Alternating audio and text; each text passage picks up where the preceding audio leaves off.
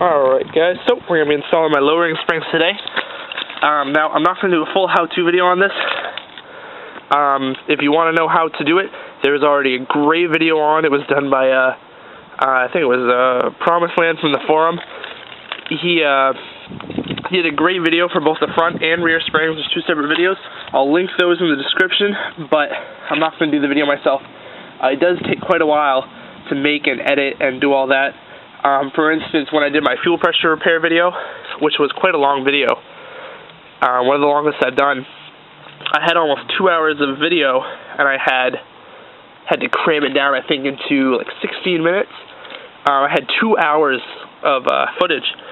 So I'm not going to do that for this because I would have the same thing. I'd have like 2 hours of footage and cram it into 15 minutes. And it's not worth it when there's already a really good video out there. So what I'm going to do is I'm just going to show you the before and after.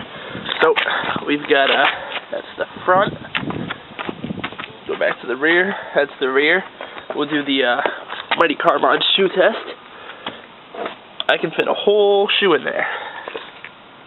This is an official measurement, by the way. It's not the biggest wheel gap I've ever seen, but it is significant. I'm also going to take my tape measure. We're going to measure basically the distance from the center of the wheel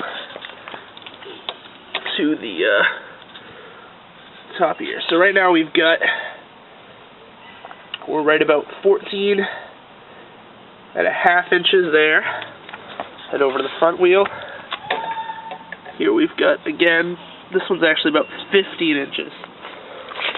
Okay, so 15 in the front, 14.5 in the rear. Those are my measurements. So, I'll go ahead, install the springs, and then I'll show you the end result. We'll do a shoe test, and we'll take the measurements and see what we got. This should drop about 1.5 inches the ride height. So we're looking at going down probably about that much. Should look good. So I'll see you in a bit, guys.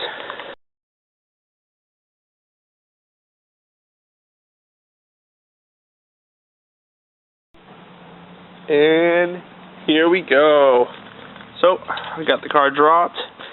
Got the lowered springs on yesterday. This is what we're looking at. So take the measurements. Go from the center of the hub down here. We're now looking at about 14.5 in the rear.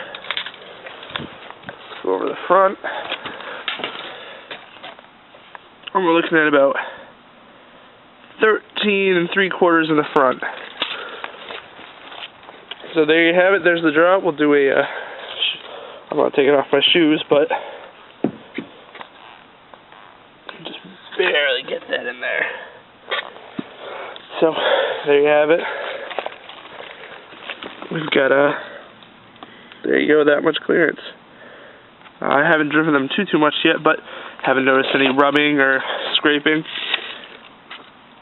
So it's good. Car looks good.